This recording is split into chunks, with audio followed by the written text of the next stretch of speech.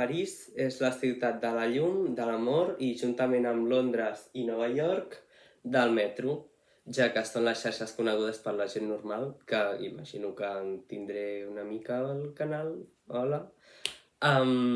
Bé, París té 4 aeroports, més o menys. De fet, només en té 2 pels propòsits d'aquest vídeo, que són Orly i... Bueno, Charles de Gaulle està allà dalt i no arribo, perquè Le Bourget no rep vols comercials des dels 80 i no, si dius que Beauvais-Tillet és aeroport de París a la distància que està, obro la porta i tiro de l'avió a meitat del vol. No, és com dir que Lleida del Guaire és aeroport de Barcelona, no, per allà no passo. I bé, a Barcelona el bitllet de metro per anar des de la ciutat a l'aeroport i de l'aeroport a la ciutat, el bitllet senzill, costa 5 euros, 5 euros amb alguna cosa, no sé, por ahí. De petit em semblava un robatori, fins que vaig anar a París i vaig veure que el bitllet senzill per anar de l'aeroport al centre, del centre a l'aeroport, costa 14 euros. Només per anar, per tornar són 14 més. O sigui que et gastaries 28 euros només entre anar i tornar a l'aeroport. Per persona. Afortunadament hi ha maneres d'estalviar-s'ho i aprofitaré i us les ensenyaré.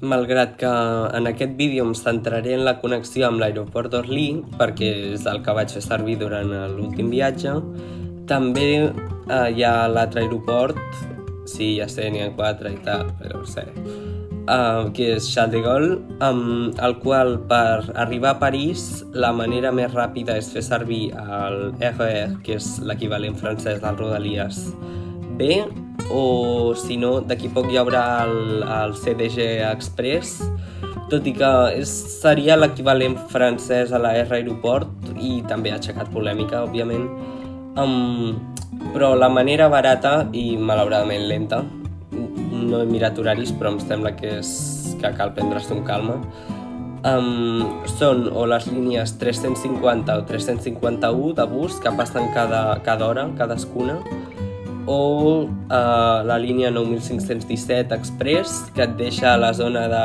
Stade de France, Saint-Denis, i des d'allà ja pots enllaçar amb el RER o el metro, i depenent d'on hagis d'anar, d'on estigui la teva destinació, la ciutat i tota la pesca. Ara que ja he explicat això, anem finalment a l'aeroport d'Orly, que després de la passejada que cal marcar-se per arribar al tramvia, que està una mica amagat, i és normal perquè no és un mètode que estigui gaire pensat per turistes, perquè ens entenguem, hi ha 3 maneres de sortir d'Orly. O la més moderna i ràpida, que és la nova línia 14 del projecte Grand Paris Express. Bé, ja em disculpareu pel meu francès. Que és les línies orbitals de la ciutat, Kof, a Catalunya, si portem planejant-ho des de fa anys i encara no hem vist res. No, però, o sigui, tornant al tema, la línia aquesta és l'opció més ràpida, directa i cara, empatada econòmicament amb agafar l'Orlyval, que és l'opció antiga i clàssica, que és un APM, no el programa de tele, un Automatic People Mover, que és un minitren automàtics i que va sobre pneumàtics, perquè òbviament això és França, tot i que també existeixen a Montreal i a Ciutat de Mèxic i tota la pesca. Però a França predomina. Heu sentit, per cert, perdoneu que interrompi, però heu sentit a parlar del Transloher, o com es pronunciï? És un tramvia que té un rail i té 2 pneumàtics al costat. És com, no sé com descriure aquella barbaritat, però allò és malson, és el pitjor dels 2 mons. És terrible. No el vaig arribar a agafar, però queda pendent per la propera visita a París. No sé per on anava, però a hores d'ara ja dec haver arribat a la parada de tramvia, o sigui que ara pujo el tramvia i us explico una mica. Sí, 0 minuts. Sí.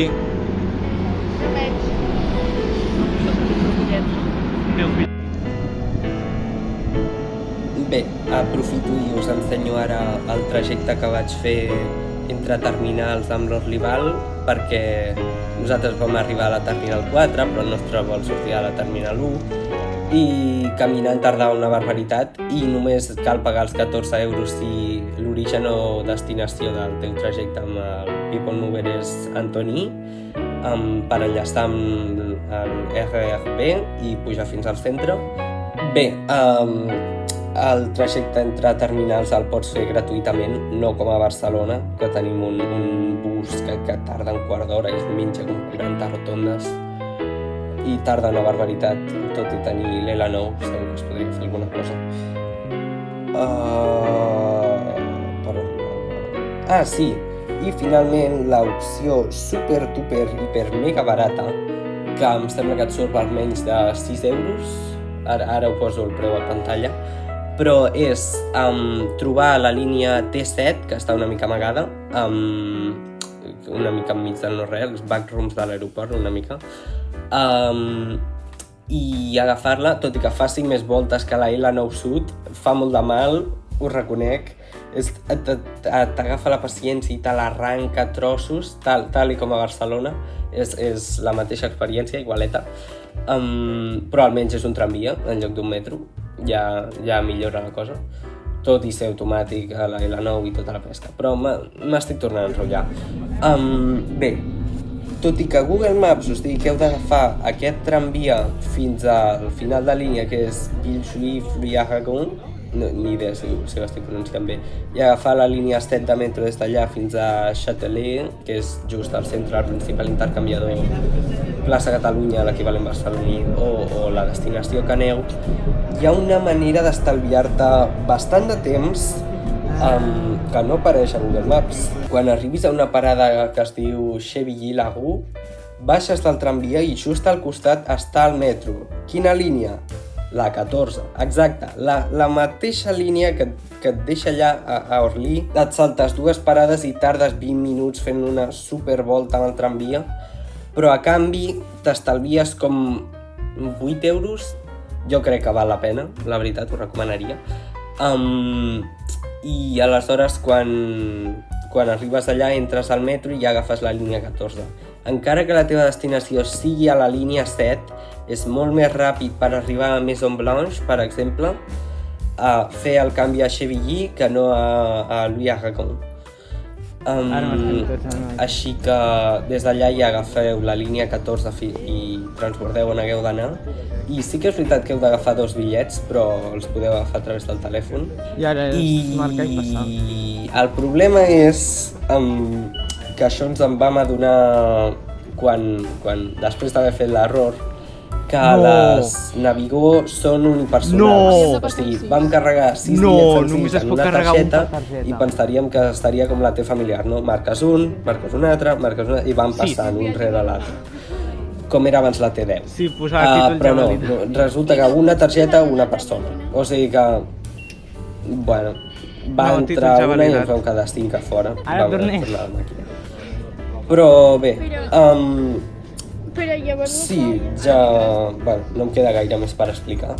Havia pensat fer un supervídeo de tot el que vaig veure a París, però em sembla que ho dividiré en 2 o 3 vídeos, aquest d'aquí per començar, després d'un altre amb la xarxa de metro i totes les coses xules que vaig veure, i òbviament monuments no, perquè això és trens i ja estaria. I potser faig un vídeo separat per al RER i una mica comparació amb Rodalies. O potser ho integro en el del metro, ja veuré. Però fins aleshores, que vagi bé!